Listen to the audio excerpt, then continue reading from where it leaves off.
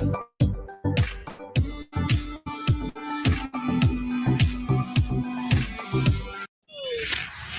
by to launch FanStream Sports. 3, 2, 1. Let's start. Hello, sports fans. Welcome to FanStream Sports. Nothing but pure sports. This is the JP Show. JP, it is so good to hear you back on the air. Stand by. Now, here's JP. All right, welcome in to a Thursday edition of the JP Peterson Show, brought to you by the great folks at the law offices of Christopher Palermo. You can reach him at palermopa.com. All right, we got lots to get to this morning. Another exciting show. We say hello to Nick Geddes from Outkick.com this morning. What's up, partner? How are you? I'm doing good, JP. How you doing this morning? Good.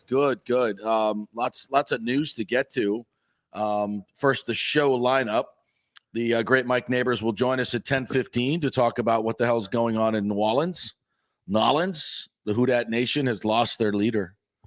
Sean Payton is no more. How will the Who Dat Nation survive? They're $70 million over the cap. They have no quarterback. No quarterback. We take joy in all this. The great Mike Nabors will join us, and we'll find out what's next. Let's go on. Jameis Winston and David Culley. I don't know what. What is that? The dynamic duo we're going to be facing? Was that mean? It wasn't mean. I don't know. Mean spirited. Jameis Winston and Bruce Arians reunion. I'm going to speak it into existence. Bruce going to New Orleans now. Okay, speak it into an existence. Okay, sure. Or Jameis coming back here. Tom Brady retires. It's an option. He knows the system. Oh, he knows the system, all right. He knows the system. He knows the system. I hadn't even really thought about that, but if Tom left, what are the options? He's got to be one of the options. He has to be one of the options. The dude led the league in passing, as we know, and yeah, picks as well. Yeah. So maybe that's a discussion for another day. So Mike Nabors will join us at 10:15. The great Chris Torello will join us at 10:30. To talk all things local sports. We never know where that's going to go. Brian Bradley will join us at 11 o'clock to talk Lightning as they're back at home tonight. Feels like it's been forever since I did a Lightning game. I know. You happy to get back to work? Yeah. Want to get back in the saddle tonight. Absolutely. Got Gasparilla coming up this weekend. I'm sure we'll have Pirates in the house, and we'll have Lightning hockey in the house. You know, I just remember I was reading a little bit of the prep for today. The Lightning lost to the Devils. Remember that game 5-3? They were up 3-1 in the third, and the Devils came back and scored four unanswered goals. Mm-hmm. That was a little bit of a slap in the face. And I believe that right after that, I think Vasi went on a run. He got pissed off and went on a run. So we'll talk a little bit about the Lightning tonight as they welcome in the New Jersey Devils. And of course, there'll be no Nikita Kucherov. He is on the COVID list. But this team is obviously used to playing without a lot of different pieces, so we'll see how it all shakes out. We'll check with Brian Bradley. Big news this morning, and I think it very much affects what's going on with Tom Brady. Couple of things. First and foremost, Nathaniel Hackett has been hired by Denver Broncos as their new head coach. He is the offensive coordinator and trusted consigliere of the great Aaron Rodgers. So these two are evidently very close. There was much talk last year of Rodgers going to Denver. Didn't happen last year for whatever reasons, but now this appears to be something that's going to happen. And this time the Broncos aren't going to have to give up a king's ransom to get him. So maybe that's why this is happening now. Maybe it was much in the works last year, but now they figured they fire Vic Fangio, bring in Nathaniel Hackett. Here comes Aaron Rodgers. Great defense, lots of weapons, good offensive line. Once again, it's the Brady template. And it moves Aaron Rodgers closer out west, which is where he wants to be. He goes out there. To the Jeopardy. The end game for him, we think. Yeah, I think. Have they had like a permanent host there? Didn't they hire the one guy and then he was fired because he was conflict of interest, blah, blah, blah. So I haven't even watched Jeopardy a lot. I heard somebody watches Jeopardy out there. I thought it was like a revolving door right now. I used to watch it all the time with my kids, and now Alex Trebek is gone, and now I'm like, It'll never be the same. It'll never be the same, right? Anyway, if there are Jeopardy fans out here, so that seat's still open, so to speak. He'll be closer to the West Coast. He could go on his day off on Monday and host all that stuff and play for the Broncos. But what is it now? How does that affect Brady? Well, but by another quarterback in the NFC. And now the NFC is starting to look really much easier to get through. I don't know how much that it really impacts Tom, though. I know that it's the logical thing to go to, but I still think that 99% of this is still his family decision. Of course. Yeah. First and foremost. But I'm just, we're just ticking off things that might work in the favor of coming back, because I think one of the huge parts of this puzzle is, what does this team look like and what are my chances of getting back to the Super Bowl? I mean, that's the goal, right? He wants to go out on top. He wants to go play one more time. And are the Packers on our schedule for next year? I look at the believe Green Bay's on the schedule, but we'll check on that. I was thinking about when we might know a decision, and he says it's going to take some time. Clearly, it's going to happen before free agency. We know it's going to happen, so probably sometime in February, for the most part, maybe first week of March. Isn't there a re-signing period before free agency? Correct? Yeah, if you're already with your team. Yeah. So there's a period where you can re-sign. Maybe we find out then, based on what kind of guys can bring back, who's going to be free agents, the franchise tag period, of course. There's a lot of factors that go into it, for sure. Yeah, here's the home schedule next year. Oh, wow. Look at this. I know it's daunting. This is another reason that maybe Brady won't go. Packers, with or without Bears, the Chiefs, the freaking Rams, the Bengals. Wow. The Seahawks, the Ravens, Panthers, Saints, Falcons. Wow. Some damn good home games right Holy there. shiz. Wow. Away games, Jiminy Christmas. Cardinals, 49ers, Steelers, Browns, Saints, Falcons, Panthers. How about them Cowboys? Jiminy Christmas. Look at this freaking – I knew it was tough. I hadn't really looked at it in a while. That's a gauntlet right there. Holy crap. If our division wasn't so shitty, I'd think, wow, how are we going to even make it to the playoffs? That is one of the hardest schedules I think I've ever seen. Holy crap. I mean, in terms of playoff teams, Cardinals, what they have, 12 wins this year? 11 wins, yeah. Niners still alive. Steelers made the playoffs, whatever. They'll be breaking. There was talk that Rodgers was going to Pittsburgh. Well, Roethlisberger 2 minutes ago just announced his retirement formally. Formally, okay. So he's gone for sure. And that was probably the other destination I think makes the most sense for him myself. Yeah. So I think that one is to keep an eye on as well. So even if he leaves Green Bay and goes to Pittsburgh, you still got to deal with it. Still got to deal with it. If he goes to Broncos, they're not on our schedule. No. So again, Packers, Chiefs, Rams. I mean, wow, Bengals. So you've got all the final four teams, right? The entire final four is right there. Yeah. Right there on the schedule. Yikes. All right. And then, Seahawks, will they be without Russell Wilson? Who knows? The Ravens are coming back. Nobody wants to play Lamar Jackson.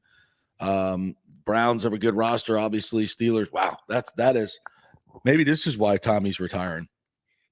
Because if this Bucs team right now, the iteration of this Bucs team at the end of the season all beat up, played those teams, that schedule, 9-8, maybe.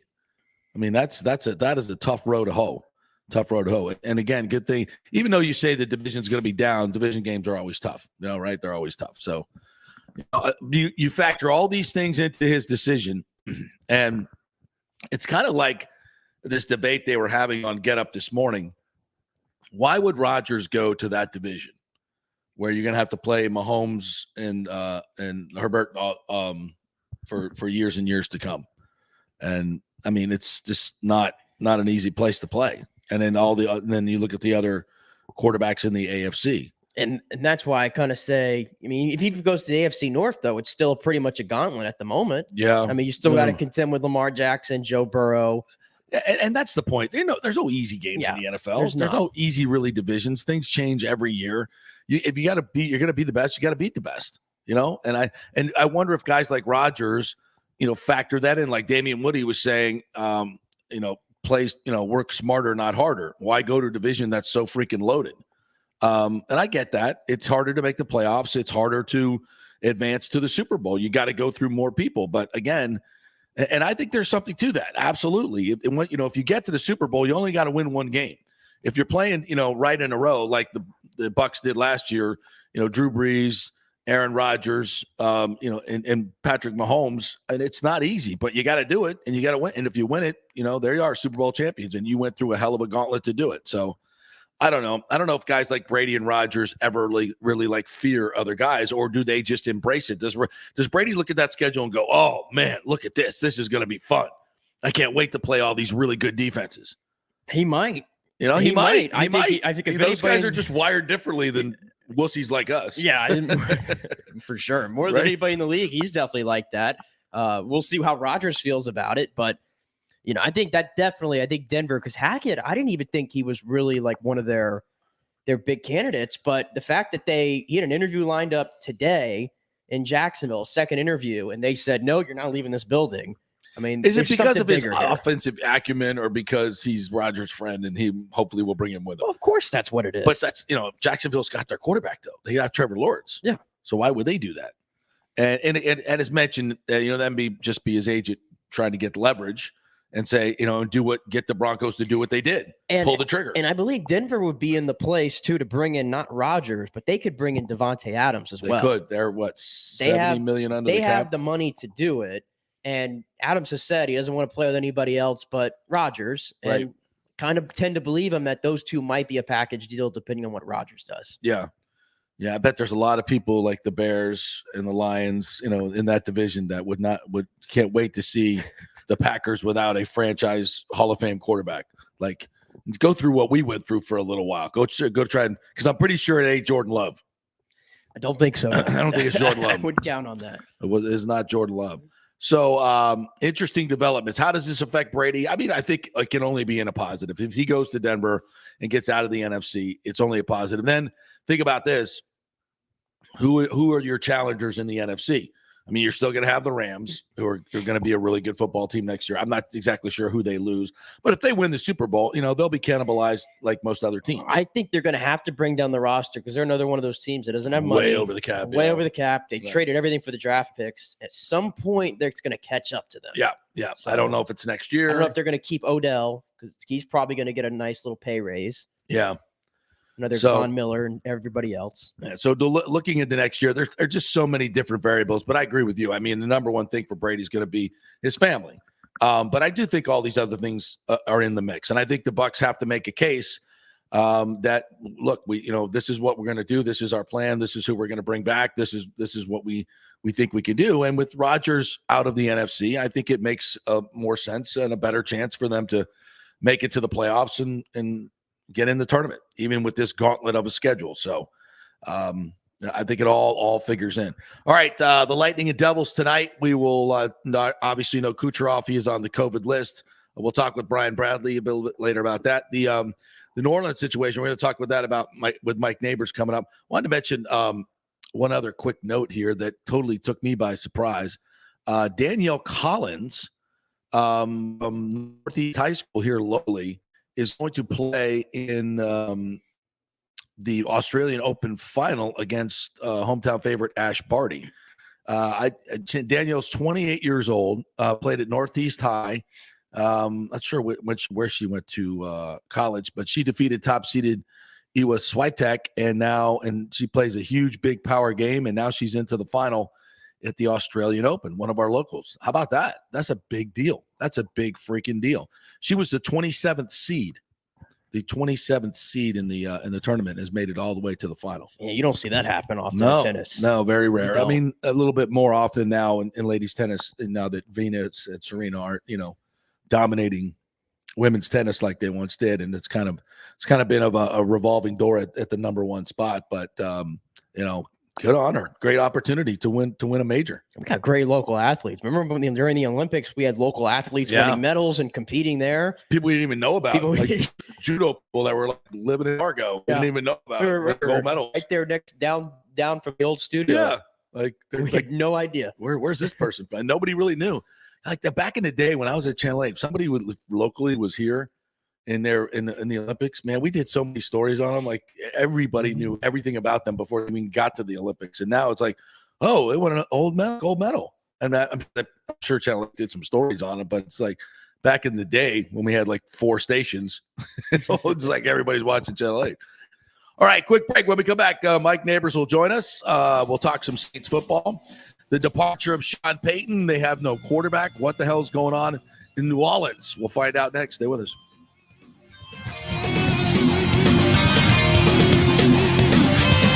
Who wants free mobile service? I do, and you can get 30 gigs a month from companies like AT&T Service, T-Mobile. Great service. Keep your number and get free mobile service. It's part of the emergency broadband benefit from the stimulus bill. 87% of America qualifies. So if you think you make too much money or whatever, just jpcares.info and find out. It'll take you a few minutes. jpcares.info to find out if you qualify for free cell service. Get it now before it's all used up. JP here for my friend, attorney Christopher Palermo. If you are having issues with a claim on your homeowner's insurance from a sinkhole, storm damage, water intrusion, defective stucco, and construction defects, or any other issue, Christopher is your man. These big insurance companies did get rich paying out what you deserve. Chris founded his practice in 2009 with a passion to help all Floridians with disputes where they were forced to take on the powerful and needed a champion in their corner. Chris wants to make sure you will receive the most aggressive and compassionate representations. He has recovered millions in settlements on behalf of his clients facing defective stucco damage and other construction issues. So call Chris, mention the JP Show, and he will give you a free consultation. That's 813-221-5636, or go to PalermoPA.com. He's a fifth-generation Tampanian graduate of Jesuit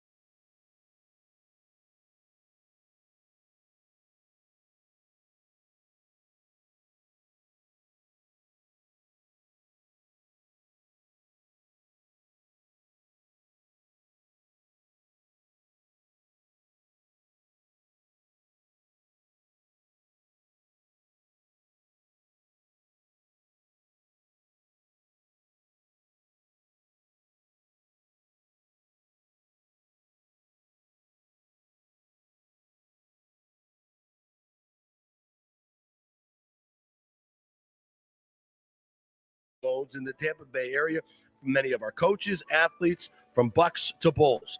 And he can save you big money. AMS is a wholesale broker. They will shop your loan to dozens of banks and let them compete for your business. Quick story, one listener had a done deal with a big national mortgage company who was promising a 2.75 interest rate. Well, when it came time to lock in, it was 3.25. Emailed Scott, got him the actual 2.75, saved him over $3,000 in first-year payments and $2,200 in lenders. Email Scott at amstampa.com. Scott at amstampa.com. Coming back at you. Now, more with JP on FanStream Sports. It's only just begun. All right, welcome back to the JP Peterson Show, brought to you by the law offices of Christopher Palermo. If you have had any issues with your construction of your home or your office, he is the guy to talk to. That is his specialty, whether it's storm damage, water intrusion, stucco damage, which is a big thing here locally. Whatever it is, if you got a settlement from your homeowner's insurance that you didn't like, or you're in the process of it, you got to call Christopher Palermo. He'll give you a free consultation, tell you everything you need to know. There's a lot of layers to these things and a lot of stuff you don't know what your rights are with your homeowner's insurance company. So it's a free call. Tell him you heard it on the JP Peterson Show. He will hook you up. Just go to PalermoPA.com online, Palermo PA, and you'll get all the contact information and get it started. It's a free consultation. All right, our good friend Mike Nabors, who has been covering the Saints and Sean Payton for a very, very long time, joins us now. What's up, partner? How are you? You're like the kid that I've covered more Saints games than Sean Payton because he sat out a season, JP. That's right. That's right. And you can tell him that.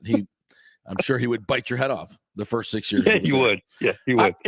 Interesting press conference the other day as he left, and you've been dealing with him for a long, long time, and as we kind of talked in the pre-interview, there are layers to head coaches. So take us a little behind the scenes in New Orleans. What's the feeling there? Is it that the sky is falling, or maybe everybody gets a fresh start? Well, it's funny when you cover somebody and you're kind of in that vacuum for a long period of time, and not that you take them for granted, but you have more perspective when they leave, especially if they've been somewhere for a long time. And, my network, we've done a lot of shows and a lot of live recaps of his press conference and just a lot of post-mortem with Sean Payton. And, initially I thought, is he a Hall of Famer? And looking at the numbers, he's definitely a Hall of Famer. I mean, Bill Cowher retired with the same exact amount of wins as Sean Payton when he retired this week. Same amount of seasons, 15, same number of wins, same number of Super Bowl victories. And frankly, Sean Payton, to me, not taking anything away from Bill Cowher, but his job was much harder in New Orleans. I mean, the situation that he took over, that was my first year covering the team, was Sean Payton's first year. And I was doing the sideline reporting in the preseason and obviously covering the team during the season. I remember we had his first preseason game in Nashville. It was right after Katrina. The Superdome wasn't ready. They had to play the entire preseason. Right. And, away from New Orleans, okay? Mm-hmm. And they were in Jackson, Mississippi, a place you started your TV career. Yes. In Millsaps College, where it was 2-a-days back then. I know a lot of guys on the team very well. The toughest training camp of their lives. They had to walk up this big hill. Hottest for place the on second earth. part of 2-a-days. Oh, yeah, and it never rained for 3 weeks in that training camp. And then after they left, it rained for like 2 weeks. Sean Payton laughed like he had a sundial or something. So the legacy of Sean Payton, and I really believe this, will be he'll never have to buy a drink the rest of his life in New Orleans. He came in to New Orleans at a time when everybody was leaving. And he was, ironically, upset that he didn't get the Packers job. They picked McCarthy over Payton. He was in a hotel room. He got the call from Ted Thompson, the then general manager of the Packers. Mm-hmm. He was really upset about it. So it's ironic to me, 16 years later, the Cowboys fans want McCarthy out of Dallas and they want Sean Payton in. So it's a circle of life. Yeah. But if you really characterize Sean Payton, he's a Hall of Famer, and he really controlled that building. He controlled the temperature of the Saints complex. Mickey Loomis is the general manager, but Sean Payton was in control. Mm-hmm. And he was definitely the alpha dog in New Orleans. But the way that he constructed that offense, the way that he took chances, whether it was going for it repeatedly on fourth down, over and over and over, the onside kick to begin the Super Bowl, mm-hmm. the way that, to me, he made Drew Brees a future Hall of Famer. Drew Brees wouldn't be a future Hall of Famer if he was with Nick Saban. Sean Payton elevated the play of Drew Brees. in so many ways. And Drew Brees will tell you that. So that was the perfect marriage. So you combine all of that the Saints organization had one playoff win in its entirety before Sean Payton got there. Wow. He leaves with 9 playoff wins. And talk about so many close calls where it could have been even better with the no call and Minnesota Miracle and everything that happened. He was an alpha, but I tell you, he had a lot of layers away from everything. My best TV moment was after they won the NFC Championship game. There's a cooling off period where you host shows. You have to wait on players in the locker room. Right. Jimmy Buffett, his close friend, walked up to me with a margarita. And I said, Jimmy, can I get you real quick? And he said, blankety blank, yeah. And he joins me. And that would have been enough. We're talking about Buffett being a Saints fan from birth, being from Mobile, Alabama. Right. Halfway through the interview, Sean Payton walks up, kisses Buffett, brings the NFC Championship trophy, and joins us. It was live gold and television. And my last thing, and I'll let you keep going here. Peyton used to have this white tent that was adjacent to the locker room, right where we would do our post-game shows. Right. And his family and his buddies, and you never knew who would be in there. Right. But you would see all kinds of actors. I saw Vince Vaughn repeatedly in that tent. Right. Brett Favre popped out of that tent one time. I mean, he liked to have fun away from football. But when he got in between the lines and when he got down to his job, Sean Payton was all business.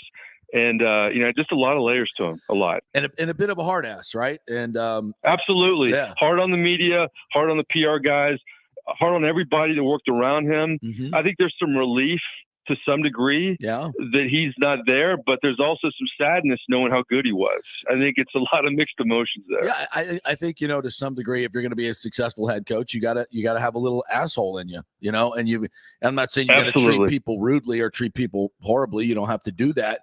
But in a lot of different ways, when you're going to make people accountable and have to do their job to an excellent level, some people don't like that. You get some friction. So, but NFL is such a bottom line league, and you got to do what you got to do to get the job done. And for some people, you have to go against your nature, and sometimes some people it is their nature to be an a-hole. So I don't know where Sean Payton fits on that sketch, but it's a necessary evil, I think, in a lot of different ways. So where do they go from here, Mike? That's the big question that Bucs fans are thinking about. Who's the next head coach? Who's the quarterback? And we've talked about Jameis, how beloved he is by his teammates. I think to a man, everybody in that room would welcome him back. I'm guessing. What do you think? I frankly think Jameis Winston's the biggest loser in Sean Payton leaving, because Jameis makes the smart move when he knows that Tom Brady's coming to Tampa Bay to go to New Orleans, learn under Payton and Drew Brees. And Brees loves Jameis Winston, loves the man that walked into that building, that was willing to work, that was willing to learn, and that was willing to step back after being that guy for his whole football life. And then Brees leaves. He becomes the guy. I mean, there was all this Taysom Hill, Jameis. Jameis was always going to win that job. Yes. And so Jameis gets the job, but then he gets hurt. Yeah. And then, he's a free agent, but, it was all indications that, if Sean Payton's there, he's going to come back. But here's the thing. I think Sean Payton liked Jameis Winston in all the ways that Brees did, but he didn't love him. And it's always hard to follow anybody like Drew Brees, right? But especially if you play like Jameis Winston, where, he had to harness Jameis and make him, pull back the interceptions, pull back all the risk taking, but you still saw some of the Jameis last year. I think that would have progressed. It would have been interesting if Jameis hadn't gotten hurt to see the quarterback he could have been. But conversely, JP, the Saints have 4 different quarterbacks last year. Mm-hmm. Nobody in the NFL was hit harder with injuries. I mean, the Bucs had a lot of injuries, but the Saints didn't have Michael Thomas all year. They didn't have their O-line together at any point all year. They had Kamara out for a month, and they still win 9 games with 4 different quarterbacks. To me, besides the Super Bowl year and besides the 2006 year where they made the NFC Championship game after Katrina, it was Sean Payton's finest season in terms of coaching. And I think it burned him out enough to where he's, I need a break here for a little while. But back to Jameis, I think if he comes back, it's going to be possibly good for the Saints, but it's not going to be with Sean Payton. I think the key is if Dennis Allen, defensive coordinator, is the new head coach, which I think will happen. Oh, really? Pete Carmichael, the longtime offensive coordinator, knows Jameis well, and that could be great for Jameis. And think about the narrative, and I love that word because everybody's using it now. But the narrative with, how does Sean Payton figured out Tom Brady, because, all the wins in the regular season last couple of years. A lot of that's Dennis Allen. I mean, Dennis Allen stepped in for Rob Ryan, who was not a good fit with Sean Payton. And think how good the defense has played with the Saints the last couple of years. Fantastic. It's been really the key to They're success. going to all be back. They're going to all be back. And if Dennis Allen is there with Pete Carmichael as the offensive coordinator, there's a lot of continuity. So Jameis comes in that situation. He's really the missing piece because Michael Thomas will be back. You're going to have Alvin Kamara. That offensive line, they may lose Armstead, which would be huge, but the bulk of that offensive line is back, and the defense is good. So everybody talks about the cap situation in New Orleans. If they could get Jameis right, or a quarterback like maybe a Bridgewater, or somebody who's a veteran, that team is still built to make the playoffs if they're healthy. No doubt about it. Essentially, it's the same team the Bucs lost to twice last year, and with Jameis being the quarterback he was in the first game before he got hurt. But you're getting Thomas. So you're telling me the cap situation is not horrible. They're not going to lose a ton of players. The cap situation was much worse last year because they were over $100 million last year. So now they're only and they 70. had to lose. Yeah. The cap's going way up too. And the cap's going up, and they're 70 compared to 100, and they're at a point now where they can restructure and sign everybody back. They weren't at that point a year ago. And the best thing the Saints have done is they've drafted well. And they lose Janoris Jenkins, who was opposite Marshawn Lattimore in the secondary, but then they draft this Paulson Adebo, who opted out at Stanford, who played great this past season. Right, I mean, they brought in Bradley Roby from the Texans, this veteran, and he didn't see the field because this rookie beat him out.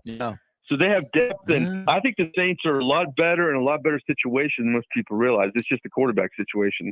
And, of course, finding the right coach. But I think Dennis Allen will be that coach, and he'll bring the continuity, even though the wild card for the Saints is Eric Bieniemy, because he is a New Orleans native. And that would be an interesting hire if they bring in an Eric Bieniemy, a local guy who would obviously be popular. So I think that's my wild card. If it's not Dennis Allen, it's Eric Bieniemy. Dennis Allen brings continuity, and continuity wins. I think the Saints are back in. You're right back there because Dennis Allen leaves if Bieniemy comes right. Probably. So if I'm the Saints, I go with continuity. All right, my friend. Tell me all the stuff's going on with you, all the content you got going on. Tell the folks out there, pimp it up. Yeah, my book I released in December has done really, really well. Awesome. Exceeds my expectations. That's fantastic. Wrote a book on Drew Brees called The Brees Way, and just continues to gain momentum. And I really didn't know what to expect, but it's been really good. It's behind-the-scenes look at Drew Brees, and I interviewed him more than any member of the media. We did nearly 300 one-on-ones, and it's available on Amazon. If you want a signed copy, even if you Bucs fans don't like the Saints or Drew Brees, it's a great story of an underdog. Doug Flutie wrote the foreword. Was a big contributor. So go to Mike Nabors, NAB as in boy, ORS.com. I'll send you a personalized copy. The Venmo, PayPal info's on there, so I appreciate it. You got it, brother. We'll talk soon. Thanks, buddy. All right, guys. Have a good weekend. The great Chris Torello is going to join us next from Spectrum Sports 360. We'll see what he's got cooking. We'll talk some Rays. We'll talk some Bucks. We'll talk some Lightning, probably a little USF. Stay with us.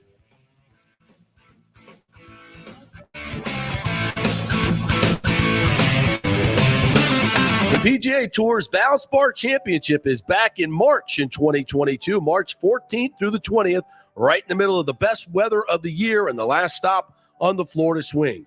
The Valspar has become one of the must-do events on the Tampa Bay sports and social calendar, so get your best tickets before they sell out.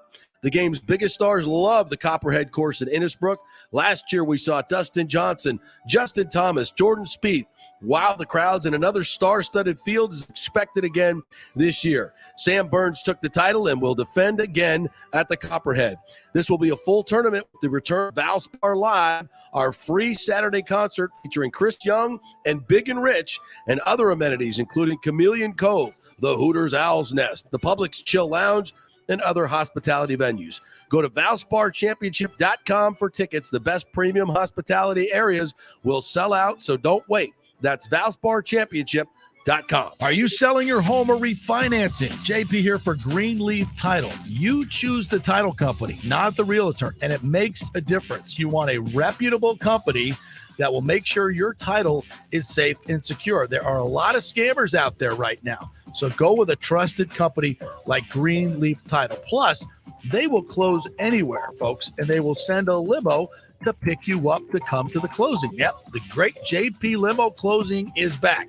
All you got to do is give them a call at 727-258-6005 or go to greenleaftitle.com. We'll set up the limo for you. They'll come pick you up. Heck, we even picked up one couple, took them to Black Rock.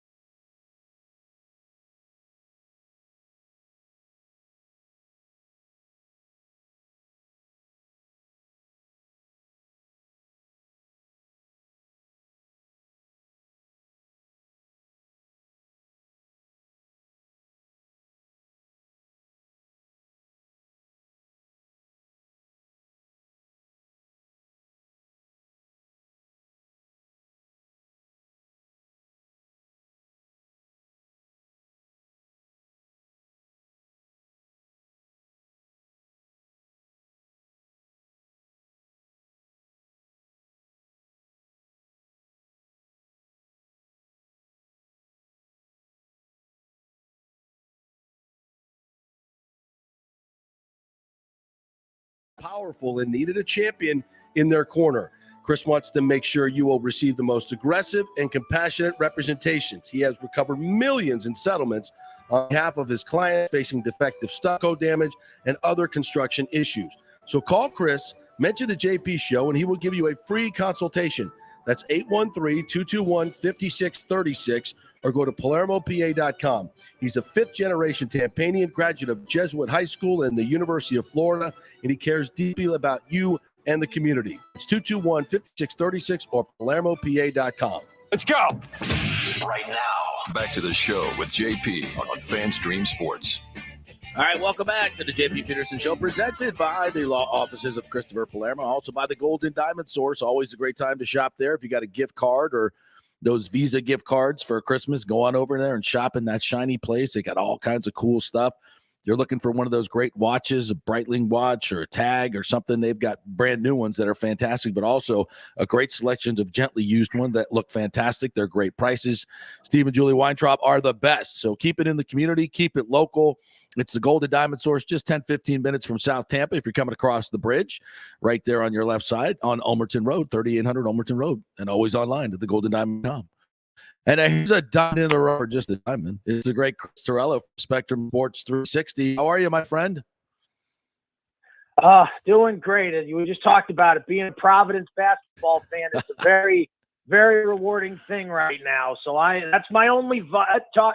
USF and UCF fans, Bucks, they can all get on me. This is the only team I will ever root for on social media, and I will show no shame about it. It's when you have an emotional connection and they're doing well, and maybe that's not always the case. That's what March Madness is about too, right? I mean, when that comes around, you're going to be just You know, you're going to be living on every free throw, every bounce of the ball. It's big, but it's right.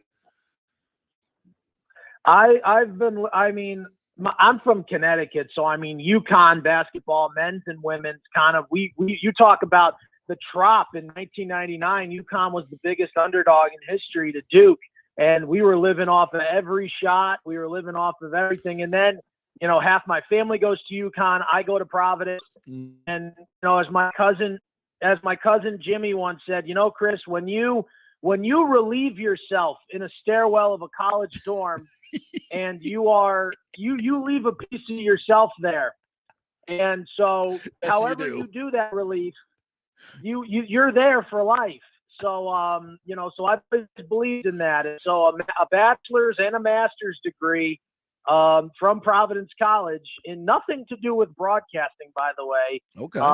And but I'll tell you what, no liars, go Friars, family faith, all that good stuff with Ed Cooley. So I'm living large right now. Yeah, there's nothing like pissing in a hallway that solidifies your fandom. No doubt about it. Well said. Absolutely. Oh, you are a piece of my friend. So I was just asking you about this because I didn't go behind the paywall of the Orlando Sentinel to read Mike Bianchi's nonsense about the Rays moving to Orlando. So fill me in on this nonsense. And I mean, it's not happening, but whatever. Let's have fun with this one. What's he saying? So I think the point of it was just, you remember a few years ago, it was right before the pandemic hit. Pat Williams kind of came out and was like, "Oh, let's have the Orlando Dreamers and let's try to make a push." So I think in more of it's trying to kind of provide that bit of a dream from somebody who has done so much for the sports town over there. But I think where it kind of loses me is that goes off about a certain sports reporter over there being like, "Oh, they would have gotten the Bucks in 1995 if they had just pushed and they had just tried." And so I think it really is more of being dreamers over there. And look, I think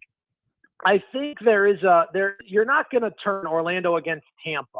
I just don't see that working out in terms of where the team is going to travel. First of all, Orlando does bite on these, like you go to Camping World Stadium where they were desperate to get the Pro Bowl, and NFL went to them and said, you need X amount of millions of dollars to upgrade your facilities, even though Camping World's very nice.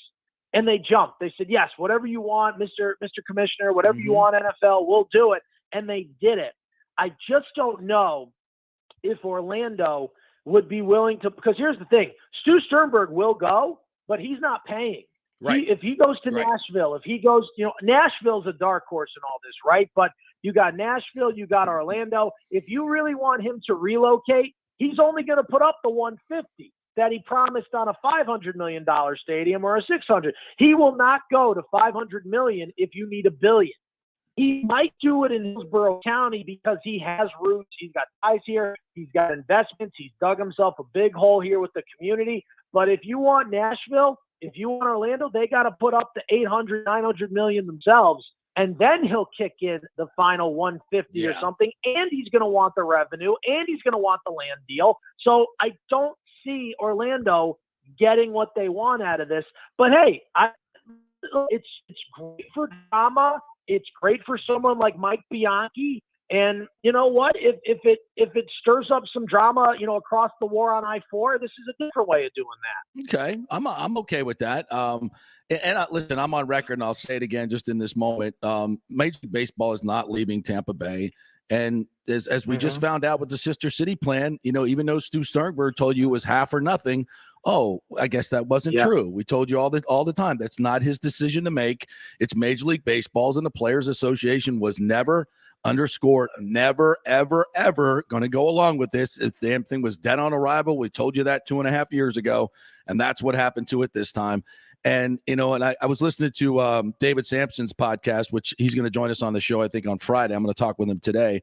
And he's echoing, and this is a guy that's very plugged into the ownership. He's echoing the same things we've been saying on this show. Major League Baseball is not going to give Stu Sternberg an expansion market. They're not. No. Why would they? No. Why would they give him Nashville when they can charge them $1 billion, $1.5 billion for an expansion fee, maybe $2 billion, and split that money between themselves? If he goes there, they get basically nothing, maybe a $500 million relocation fee. And who the hell's paying that, by the way?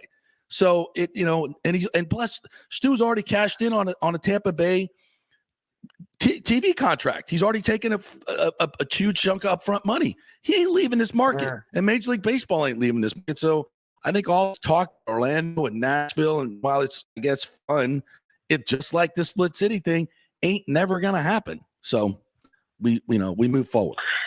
All right, your thoughts on Brady coming back? What do you got? Is Tom Brady coming back? Gut feeling. And why? I think he wants one more season. I think he's going to take his time with his family, and I think they're going to sit down, and I think his wife is going to say to him, "Look, I don't want you doing this anymore. You're one hit away." And I think Brady, speaking a lot, to Jim Gray and speaking this week on his podcast, I do think for the first time in his career, he does want to sit down and say, "Look, I'm in great shape. I have everything intact. I don't have to worry about a leg injury preventing me from doing anything for an off season." But that also plays to what can I do with my kids? Right. What can I do? What can my wife and I travel? Can I focus on my, you don't get that time back. And I think, not to bring up a sad moment that we just, unfortunately have to remember 2 years ago losing Kobe and his daughter. Yeah. But there you go. Yeah. The stories that came out about Kobe Bryant in his retirement, where he would talk to people saying, "I love being a girl dad. I love being able to see my kids play. I could see Tom Brady getting so involved with Jack's football career if that were to happen, or being a dad in that sense where he would just be in on every moment." So I think he wants one more year because he's had so much fun. Yep. And I don't think his family wants to move again. I don't think they want to go through the BS of whether it's San Francisco or somewhere else. So I think it's Tampa Bay or bust for him. But I mean, listen, the only people that really know are Tom Brady and his family and his inner circle. So we'll see at this point. But I think he wants one more year, but he's going to wait to see how Jason Light constructs this offseason. How are they attacking free agency? How are they moving money around? Is Ryan Jensen sticking around? Mm-hmm. There's going to be a lot of things that he's going to want to look at first. Yeah, and I think the Bucs are definitely proactive in this way. They already have a plan in place, and they'll probably present it to him either next week or the week after once they get some feeling on who they can and cannot bring back. I just get it. I agree with you. I agree everything you said, and I think though, in that situation, if Tom can give Giselle and his kids some finality about it and say, "This is it. Yes. This is my last year. I always said I was going to 45. I've committed to play 3 years here with the Bucs and their organization." And he knows how important that is to everybody because, everything hangs on him. So that to me feels more Brady-esque, the way he lives his life. The 4 agreements, one of them, he's high on that book, and he says, you got to keep your word. It's one of the 4 agreements. You got to keep your word, and he's committed to this. So I think if you look at his DNA and the way he lives his life, it's consistent with him saying one more go round, and that's it. So, but I think what he would like to do is, and I do believe him when he says he doesn't want this farewell tour. He doesn't want Derek Jeter being or Big Papi being rolled out before a series. He doesn't want any of that stuff. So I think what he's going to do is he's going to go to the Bucs and say, "Look, guys, I'm playing this year, and that is," and I think he's going to say, "Look, we're going to play out this year, and then we're going to see what happens." But I wouldn't be shocked if they throw in some type of 1 year extension just to throw people off, maybe where they're like, "Look, it's nothing on you. The money is dead." They've already done it, right? Where they try to do something to keep it looking like he's keeping his options open. But I have a feeling by the time we get to November, December, the Bucs will probably be in playoff position again. They'll probably win the NFC South, and he'll be sitting there. They won't have anything to do because they'll come out with it. It'll come out at some point, but he wants to control the narrative as much as he can. But this is going to be a lot different than the friction between him and Bill Belichick, where they can isolate themselves.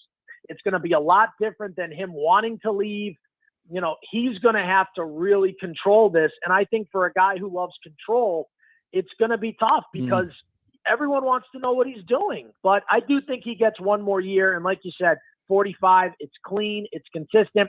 And 3 years in Tampa sounds like a true commitment to the process. Yes. 1 year, no. 2 years, it sounds like, this was fun. 3 years sounds like a guy who truly was here. You can put him in the Ring of Honor, no issues. And no one's going to say, wow, just because he won you a Super Bowl. No, he was here. He was committed, and he really wanted to be a part of the community. Chris Torello, Spectrum Sports 360, joining us here. As far as the Bucs go, they can bring everybody back. They can take, they got cap room. They got some cap room. They can push everything into 2023. They can do exactly what they've been doing and go all in. They're going to have to do a massive rebuild, and there's going to be a time when that happens. But Evans is playing at his best. I think Godwin's going to come back fine. The way he works and his as strong as he is, I think you add a third receiver, which they'll be lining up to play with Tom Brady, right? You can add some pieces on defense. I think the Bucs are in a really, really good situation to bounce back and be maybe even better than they were certainly at the end of this year. Would you agree with that? Well, I agree on the fact that I think that the injury bug has to leave, right? I mean, there's no way in hell these guys are dealing with that, and especially I think their secondary not only has now gone through years where they've had to grind it out via injury or just learning curve. I think you're going to see a very, very refined secondary next year. I think Swan Jr. just got him to the Pro Bowl. You're going to see guys like Dean and SMB, and I think Levante David with Devin White is so formidable, and you still got guys like Barrett, and I think guys like Nelson and Vita, the young guys are there. Yeah. So I don't think there's that much of an issue. And you're right. I do think they need to go out. They need to get a free agent. But I mean, you name your guy. What happens if Aaron Rodgers goes to Denver now? I mean, Devontae Adams is a free agent. Right. Has he's made his money. Now what does he want? Right. A guy like, look at a guy like, Will Fuller. Does he really want to stay in Miami? Or look at T.Y. or Juju. Emmanuel Sanders, I still love him. He's still got. I was high on Emmanuel Sanders coming here. I remember I was like, man, I would love to get my hands on him. He's still the fastest guy around. So I do agree with you. I think they do like their younger guys. I think they do want to trust Tyler Johnson. I think they do want to see what they have in some of these, but they need one more guy. I think Antonio Brown, regardless of what you say about him, when he was on, he was the best damn receiver on the field. And I think they need one more. OBJ, my goodness, if you could finally land him, that would – there are so many guys out there that can come in. But I think you need to solidify that line. You need to make sure Ryan Jensen isn't gone. Absolutely. He, to me, is the biggest piece. 100%.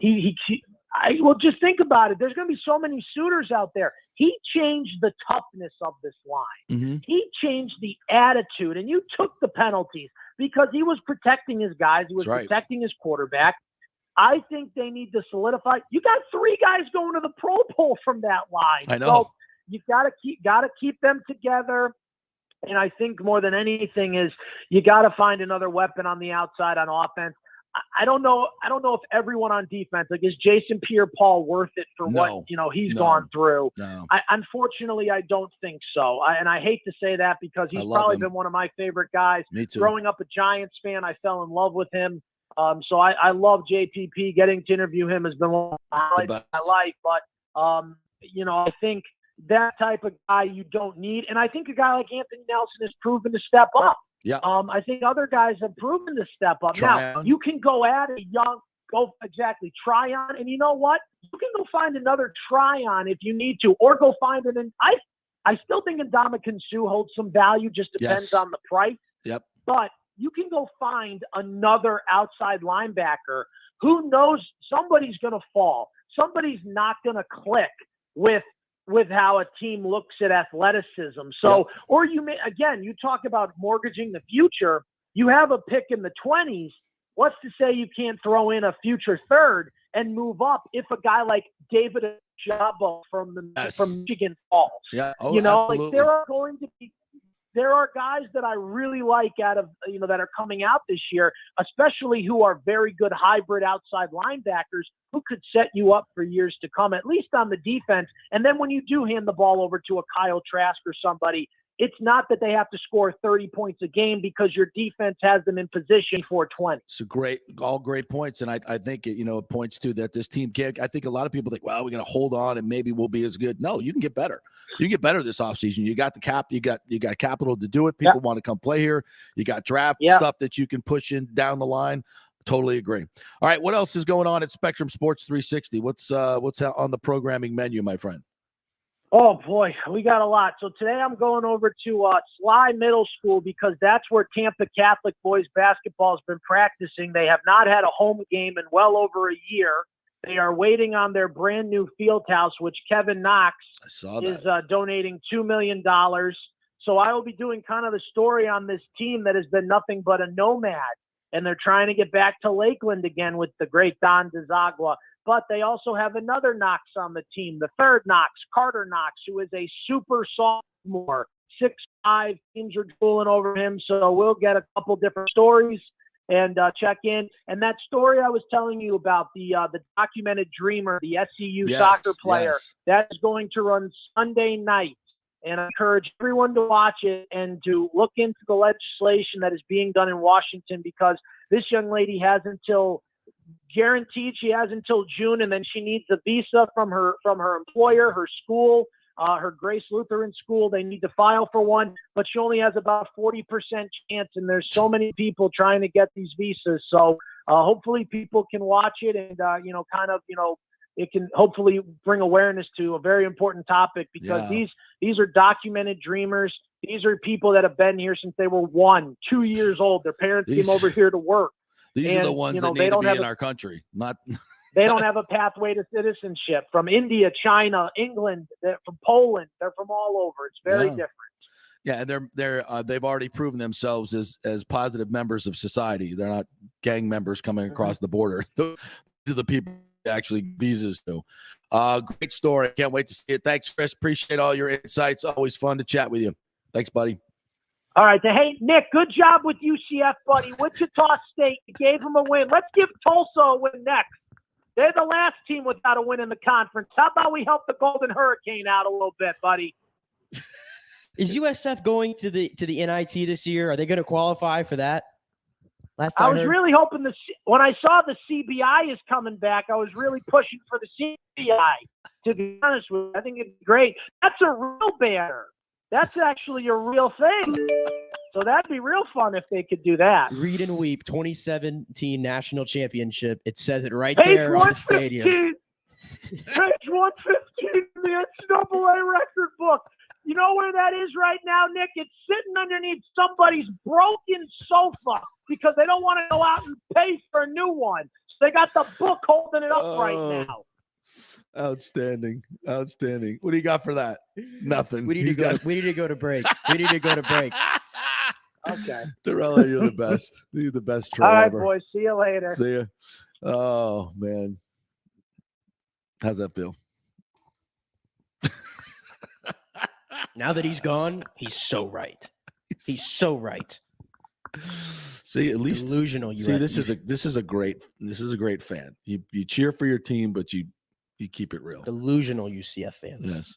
All right. Quick break. When we come back, Brian Bradley's going to join us. We're going to talk some Lightning hockey. It feels like forever since they've played and since we've seen them here locally. So we'll take a break, come back, and talk some Lightning hockey. Stay with us. Attention home buyers or refinance candidates. It is a great time to purchase or refinance. Home values are going through the roof right now. You've got so much equity, time to tap into that equity, get the cash, and make sure you're making the right financial decisions in your life. Scott Fitzgerald and American Mortgage Services in Tampa can help you out on all those fronts. I've known Fitz for over 30 years. He's done 3 of my mortgages. In fact, Scott has done over 3,000 loans in the Tampa Bay area for many of our coaches, athletes, from Bucks to Bulls. And he can save you big money. AMS is a wholesale broker. They will shop your loan to dozens of banks and let them compete for your business. Quick story, one listener had a done deal with a big national mortgage company who was promising a 2.75 interest rate. Well, when it came time to lock in, it was 3.25. Emailed Scott, got him the actual 2.75, saved him over $3,000 in first-year payments and $2,200 in lender's fees. Email him, scott@amstampa.com, scott@amstampa.com. JP here from my friend, attorney Christopher Palermo. If you are having issues with a claim on your homeowner's insurance from a sinkhole, storm damage, water intrusion, defective stucco, and construction defects, or any other issue, Christopher is your man. These big insurance companies didn't get rich paying out what you deserve. Chris founded his practice in 2009 with a passion to help all Floridians with disputes where they were forced to take on the powerful and needed a champion in their corner. Chris wants to make sure you will be the most aggressive and compassionate representations. He has recovered millions in settlements on behalf of his clients facing defective stucco damage and other construction issues. So call Chris, mention the JP Ship.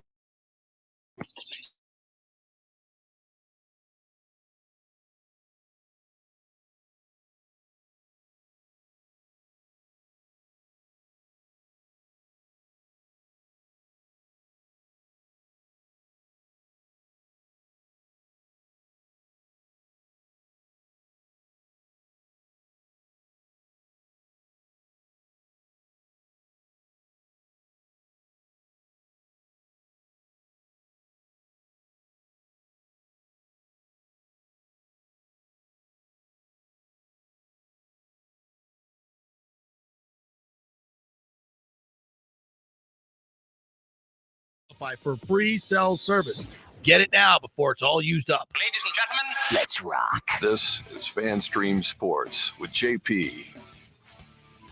All right, welcome back to the JP Peterson Show, presented by the law offices of Christopher Palermo. Our second hour brought to you by Bay Area Modern Medical Center. Christopher Lugo and his team will get you right. It's a different type of primary care, focusing on your overall wellness. They also do anti-aging therapy and hormone therapy, testosterone therapy, and they do it in a very targeted and personalized way, looking at your total body wellness.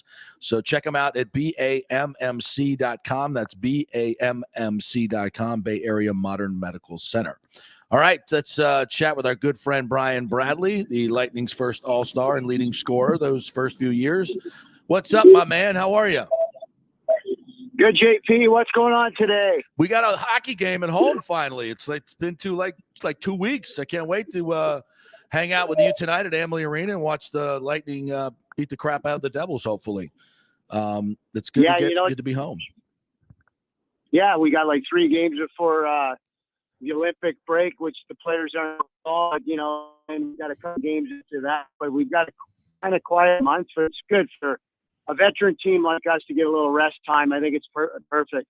I mean, there's going to be a lot of teams playing 10, 12 games in the month because they got to make games up. But we only have 3. We have the New Jersey one. We have to go back, and then I guess Colorado, Arizona. So it's kind of an easy next 3 weeks for the team. So big game tonight against New Jersey. I mean, obviously, they're not going to make the playoffs. They got some good young players, but they're not there yet. I think they got 35 points, but I think the game coming up is Saturday night against the Pacific leading Las Vegas Knights. How about That's going to that? be exciting at Amalie. I know, and it's going to be in the middle of Gasparilla, too. I don't know if we've ever played a game on the actual day of Gasparilla. So are we in danger of an invasion from pirates? I mean, it could be a lot of drunken pirates in Amalie Arena. That can only help the crowd. It should be fun. I know I'll be out there celebrating, but you got to keep it together. Yeah.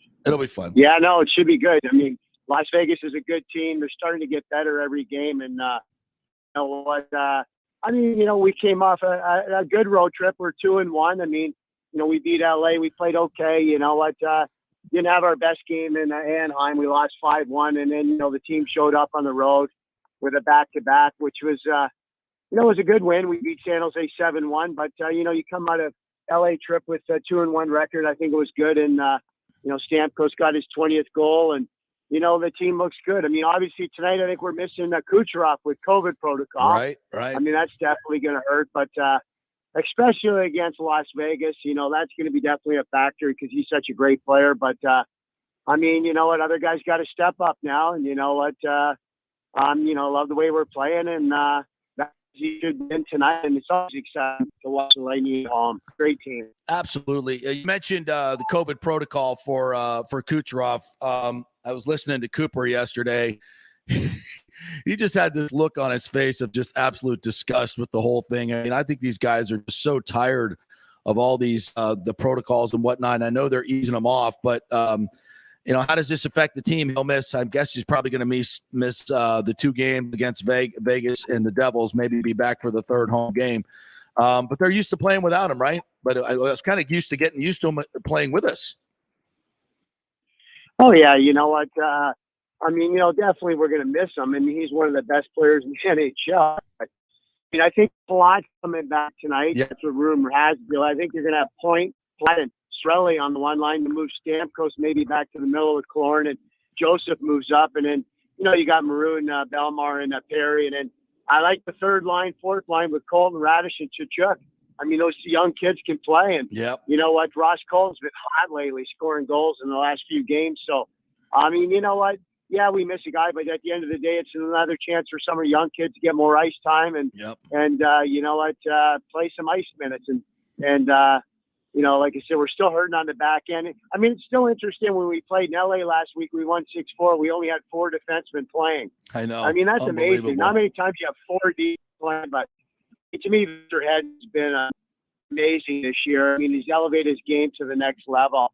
Him and Stamkos, 2 veteran guys, captains, co-captains. Yeah. I mean, Stammer's the captain, but Victor's big. But, just the way that both have been playing this year, been in the league a long time, but Stamkos getting his 20th, and then Victor Hedman on the back end has just been incredible. I mean, logging minutes, carrying the puck up. I love when he goes up ice and makes plays and just goes to the next level with his game. He's a threat to score all the time, and his speed. I mean, you know what? I've been saying this for years. I just wish he would do it a little more often. He has this year, and it's great. Yeah, absolutely. Brian Bradley joining us. You mentioned Dammer, and we'll be back at center tonight, it looks like. I was listening to him the other day, and he really does enjoy playing center much more than the wing. And I know Sorrell, I mean, obviously they won a cup with him doing different things, but I just think it's interesting to hear him talk about that, how much he enjoys playing center that much more. How does that play into this whole thing? Well, I think he's just comfortable. You know what I mean? Yeah. JP. I mean, he's played his whole career, as a centerman. So for players to go out there and play an opposition that, when he played junior hockey, he was a centerman. Right. When he played minor hockey, he was a centerman. I mean, obviously he played wing at some points, but and in his first so many years in Tampa, he was a centerman. But I mean, guys adjust in their careers to different positions. And I mean, Stammer, would love to play center, but at the end of the day, I mean, he did a great job playing, right wing too. So, at the end of the day, he's having another great season with 20 goals or so. I mean, you know what? I love the way he's played. He deserved to make the Olympics. Yeah. Obviously we're not going. And for him, he realizes his last chance to play for Team Canada in the Olympics, because in 4 years from now, probably will not be at that level to compete for Olympic spots. Yeah, that whole Olympic thing sucked. I wish they would have kind of put the tournament together here in the United States, but the whole Winter Olympics thing anyway, going to Beijing at this particular time in history seems a little bit odd, but whatever. I think the NHL definitely made the right move though.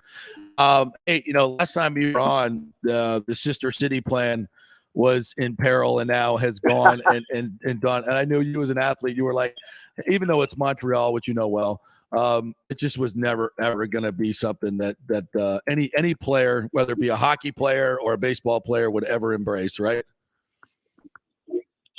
Yeah, I mean, you know what, the whole, the thought of it or whatever, maybe to get a buzz around would be interesting. But I mean, the whole thought of playing as a player, I'm thinking as a player, maybe not as a fan as much. As a player, you're going to play for 2 different teams, would have 2 different places. If you have family and kids, where do they live? Tax reasons. I mean, it just, just to travel from Montreal to Tampa is a long way. I mean, we're not talking like a 30-minute flight. We're talking a 4 or 5 hour flight. Yeah. The whole thing didn't make any sense. Yeah. Well, thank God it's over with.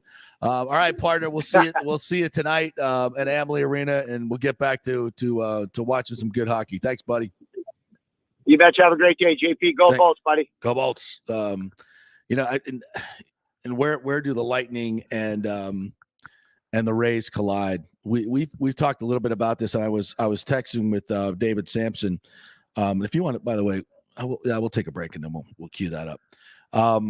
David Sampson's a guy who had a really good podcast. If you haven't listened to it, I retweeted the one we did on Friday about the Rays and the split city plan and everything that we've been saying for 3 years. David has the same opinion as far as this was never going to work. It was all for negotiations. It was just, more stalling for Stu Sternberg. The Players Association was never going to go for it, and that the team is not moving. The Major League Baseball is not taking the Rays out of this market. It's too important of a market for them. And I continue to see on Facebook and Twitter, especially, all these conversations about where the Rays are going to go. And it's like nobody is focusing on Ybor City anymore. And I think it's because there's been these from the very beginning when the Times had a headline that said Ybor City is dead. Ybor City has never been dead.